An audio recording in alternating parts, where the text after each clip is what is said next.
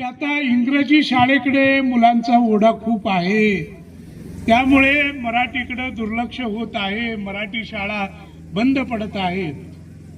99व्या साहित्य संमेलनाचा अध्यक्ष म्हणून मी मोठ्या जबाबदारीने सांगतो की शेतातली पिकं एक वेळ मोडली तरी चालतील, पण ओठातली भाषा आपण सोडता उपयोगाचं नाही.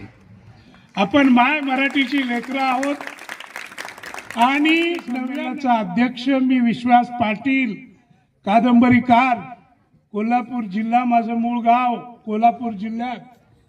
मी तुमच्यासारखाच खेड्यामध्ये जिल्हा परिषदेच्या शाळेमध्ये शिकलेलो आहे आणि जिल्हा परिषदेच्या शाळेमध्ये शिकलेला विद्यार्थी अखिल भारतीय साहित्य संमेलनाचा अध्यक्ष झाला.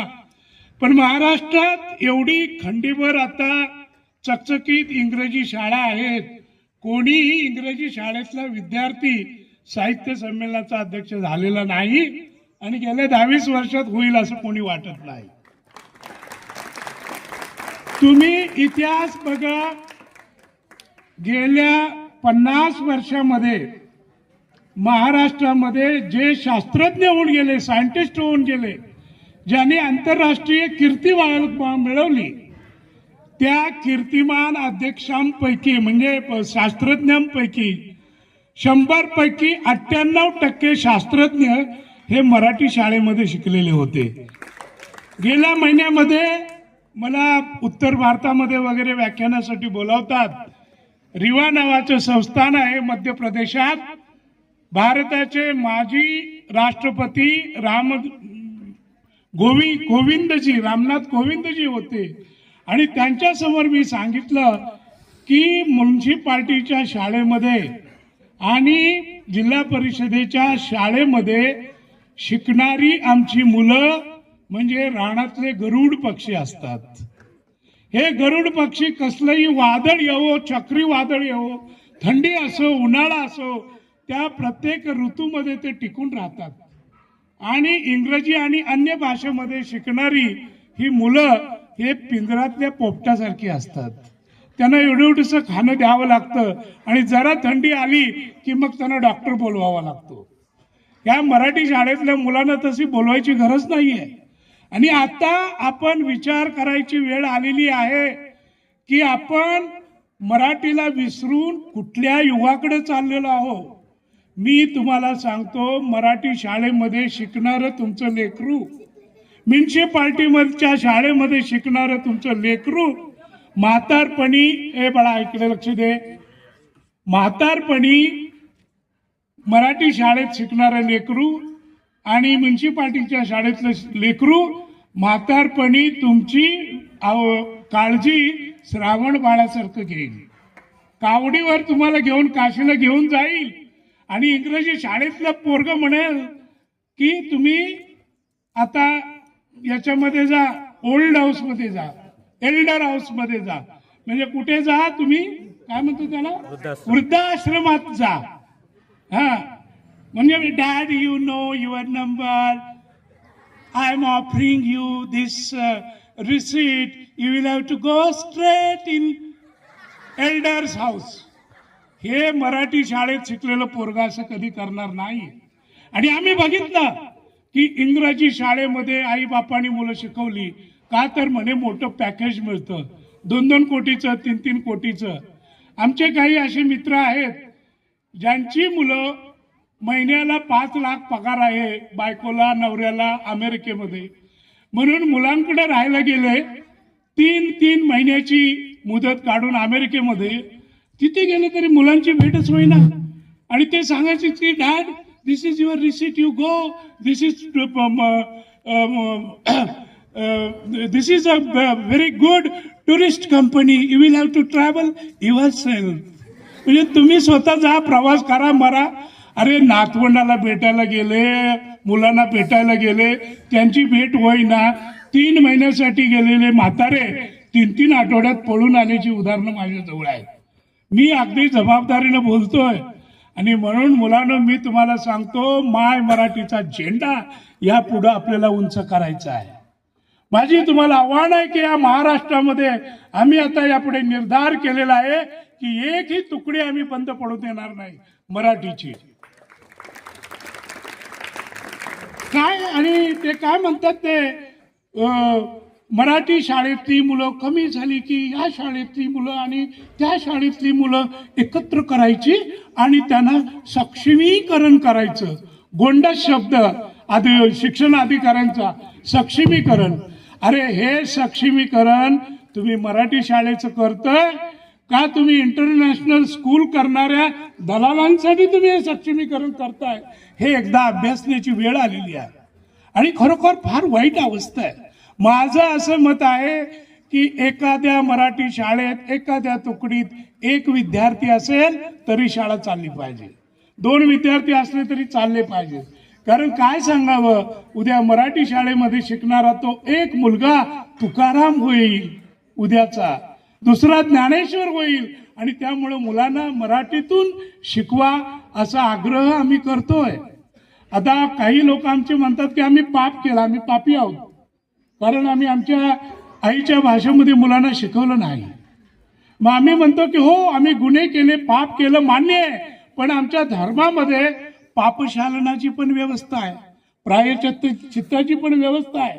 मग मुलांना इंग्रजीमध्ये शिकवलं तरी निदान आता नातवंडांना तरी मराठीमध्ये टाकूया आणि पापाचं परिमार्जन करूया असं म्हणायची वेळ आलेली आहे. मी मुद्दाम या ठिकाणी आलो पट्टे बापूराव यांच्या समाधीचं दर्शन घ्यावं, त्यांचा जिथं जन्म झाला त्या स्मारकाला भेट द्यावी. मी आमच्या सारखाच आहे, म्हणजे तुमच्या सारखाच सामान्य शेतकरी कुटुंबातला आहे. माझे वडील फक्त 4थी शिकलेले, आई निरीक्षर होती. माझी शाळा तुम्हाला निदान शाळा तरी आहे, आमची मारुतीच्या मंदिरात शाळा भरायची आणि देवाला येणारे लोक सगळे ते प्रसाद देत, एका बाजूला प्रसाद खोबऱ्याचा आणि दुसऱ्या बाजूला शब्दांचा प्रसाद गुरुजींकडून. अशा पद्धतीनं आम्ही शिकलो. पण तरी मी मुंबईचा कलेक्टर झालो, मी शिर्डीसारखा विमानतळ एवढा मोठा मी बांधून काढला, मी पुरंदर विमानतळाची जागा शोधली, भरपूर कामं मला करता आली. तर जीवनामध्ये तुम्ही तुमची भाषा, तुमचे आईबाप आणि तुमची माती, या मातीचा सुगंध या जीवावर तुम्ही कितीही मोठे होऊ शकता. आणि तुम्ही फक्त अधिकारीच व्हायला पाहिजे असं नाही. जीवनामध्ये मुलांनो प्रत्येक क्षेत्रातलं एक शिखर असतं. मग तुम्ही कुस्तीत असला तर हिंद केसरी व्हा, तुम्हाला इथे शास्त्रज्ञ असला नोबेल पारितोषिक मिळवा, पण तुम्ही कधी मोठे होतात आणि कधी शिखर गाठतात याची वाट बघत ती शिखरं तुमची वाट बघत असतात आणि त्यामुळं तुम्ही जीवनामध्ये घसघशीत यश मिळवा. माझी खात्री आहे, मनापासून अभ्यास करा, तुम्हाला कुठलंही क्षितिज लांब नाही, तुम्ही जीवनामध्ये काही होऊ शकता, हा माझा अनुभव आहे. आज पट्टे बापूरावांच्या या पवित्र जागेला भेट द्यायला मी आलो. श्रेष्ठ वर्ण मी ब्राह्मण असूनी, सोवळे ठेवले घालून गडी, हाती धरली मशाल तमाशाची, लाज लावली देशोधडी, असं म्हणणारे आमचे पट्टे बापूराव. आता तुमचे गुरुजी म्हणाले की ती लावणी त्या सुरेखा पुणेकरनं फार मोठी केली, चुकीची गोष्ट आहे ती. पट्टे बापूरावांच्या शब्दांनी अनेक कलाकारांना मोठे बनवलं, खूप मोठे झाले. पण पट्टे बापूरावांना न्याय मिळाला नाही, ना त्यांच्या जातीत मिळाला, त्यांच्या भूमीमध्ये मिळावा. म्हणून पवार सर आणि बाकी सगळे तुम्ही प्रयत्न करता आहात. योगायोगाची गोष्ट म्हणजे या महाराष्ट्रातील ब्युरोक्रसीमध्ये एक उच्च अधिकारी तुमच्या शाळेचेच विद्यार्थी होते आणि या सगळ्यांचा फायदा घेऊन हरणाक्ष रेटऱ्याला पट्टे बापूरावांचं स्मारक कसं होईल यासाठी आम्ही सर्वजण प्रयत्न करूया. आणि मुख्यमंत्र्यांच्या भेटीला जाल त्यावेळेला मी तुमच्याबरोबर साहित्य संमेलनाचा अध्यक्ष म्हणून यायला तयार आहे. आणि खूप सुंदर शब्द, मुंबई नगरी बडी बाका, रावणाची दुसरी लंका, वाजतो ग डंका डंकाचं हो मुलकी, तुला राहायला देतो फुलकी, पाहिली मुंबई. ही मुंबई नगरी बडी बाका कशी आहे हे पट्टे बापूरावांनी 100 वर्षापूर्वी आपल्याला सांगितलेलं आहे. आणि पट्टे बापूरावांनी हे आपल्या लावणीपायी, आपल्या छंदापायी आयुष्यामध्ये जे दुःख भोगलेलं आहे त्या दुःखाला परिसीमा नाही मित्रो. आणि अशा या महापुरुषाच्या महाकवीच्या गावामध्ये तुमचा जन्म झाला. तुम्ही भाग्यवान आहात. प्रत्येक गावाचं एवढं भाग्य असत नाही की तिथे एवढा मोठा कवी जन्माला येईल.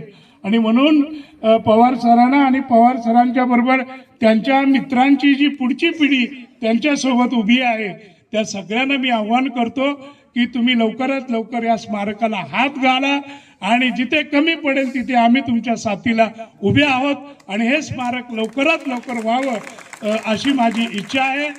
तुम्हा सर्वांना मी शुभेच्छा देतो. पराक्रम घडवणं गरजेचं आहे. मध्ये दंगल सिनेमा आला. दंगल सिनेमामध्ये मुलांना कुस्तीमध्ये पराभूत करतात. आमिर खाननं ट्रायल शोलाच आम्हाला बोलवलं होतं. सगळे टाळ्या वाजवायला लागले. अरे मुलगी मुलाला हे करते, मी टाळी वाजविना. सगळेजण माझ्याकडं अरसिक म्हणून बघायला लागले. मी म्हणालो मी टाळी वाजवली नाही. याचं कारण असं की तुमच्यापेक्षा या भूमीचा माझा अभ्यास जास्त आहे. कारण तुम्हाला माहिती नाही, अरे मुलानं मुलीचा कुस्तीमध्ये पराभव केला हे सोडून द्या. 100 वर्षापूर्वी कोल्हापूर जवळ खडकलाट नावाचं गाव होतं. गुलाब शिंदे नावाचा शेतकरी होता आणि त्या शेतकऱ्याची मुलगी वाघाबरोबर कुस्ती खेळायची आणि वाघाला घाम फोडायची. आणि ते शाहू महाराजांनी बघितलं आणि त्या ताराला बोलवलं दसरा चौकामध्ये. महाराजांच्या समोर तिनं वाघाला घाम फोडला. महाराजांनी 2 हत्तीं 40 घोडी भेट दिली. ताराबाईनं 100 वर्षापूर्वी ताराबाई सर्कस काढली आणि 100 वर्षापूर्वी आमची कोल्हापूरची मुलगी वाघशिंग घेऊन जर्मनी जपान पर्यंत गेली होती. त्या विषयावर मी नुकतीच द ग्रेट कांचना सर्कस नावाची कादंबरी लिहिलेली आहे. ती तुम्ही जरूर वाचा. तर माझा हे सांगण्याचा मतितार्थ असा की कोणत्याही क्षेत्रामध्ये आमच्या मुली सुद्धा पाठीमागं नाहीत आणि मुलं सुद्धा पाठीमागं नाहीत. तुम्ही मोठे व्हा आणि जीवनातली मोठी युद्ध जिंका अशी अपेक्षा मी व्यक्त करतो. खूप मला घाई असल्यामुळे मी तुमची रजा घेतो. पुन्हा कधीतरी खास तुमच्याशी येऊन हितगुज करायचा मी नक्की प्रयत्न करेन. जय हिंद, जय महाराष्ट्र.